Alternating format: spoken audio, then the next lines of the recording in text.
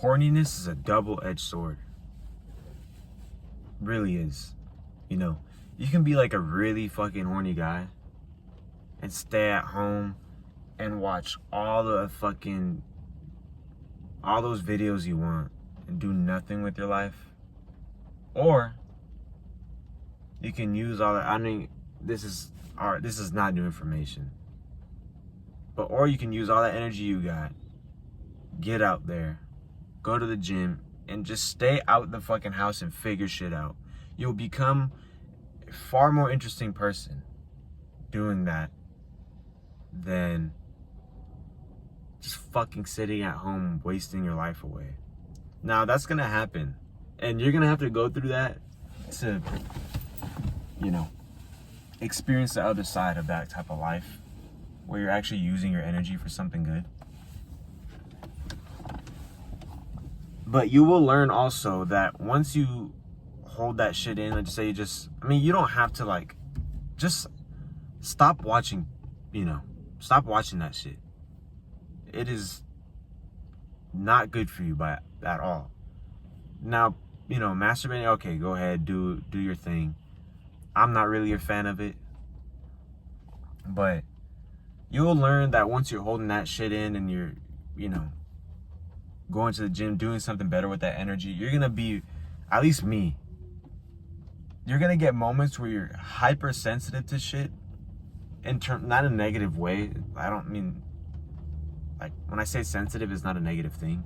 It's just like you're like hyper aware of people's emotions, people's situations. And then there's going to be times where people call it like a flatline or something, and you're just like super jaded and you're just not really aware of what the fuck's going on, and you're just just blah. People are gonna say shit to you that they're gonna like try to provoke you, and it's not really gonna matter to you. And there's gonna be times where it's gonna be times 10. It's like you have it's like the personality that you already are, it's just gonna amplify it. If by nature you're like a fucking Eeyore and you're just all like low energy, it might just make you even lower. Or if you're super fucking out there hyper, then it's gonna amplify that. What I will say is that I wouldn't put so much emphasis or so much weight if you do mess up, or just that entire situation in general. Because I wouldn't even view it as a mess up, honestly. I would just stay away from it as much as you can. But also, I wouldn't let that be the thing that dictates whether you're gonna be successful or not. Oftentimes I did that to myself, where if I slipped up on something, like, I was like, fuck, that means I'm not gonna make it. Fuck, that means I'm not gonna do this. I'm not gonna fucking accomplish this. If you think that, you're done. You're already cooked. If you think that's going to be the indicator, then you never had a chance in the first place. If you feel like you watching some shit or you giving into some type of vice is going to be the decision maker, whether that's going to be the thing that really stops you from getting where you want to be. Because you gotta kind of just know you want it, or want it that bad, to the point where none of that shit matters.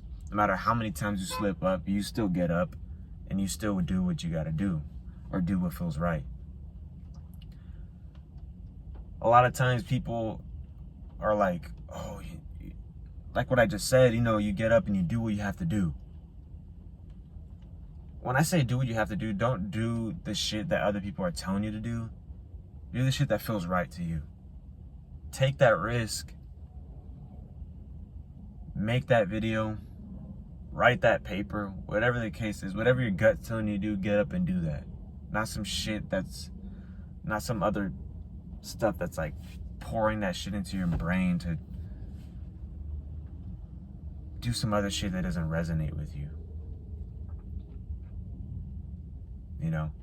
In my case, it's fucking sitting behind a computer trying to write for other people.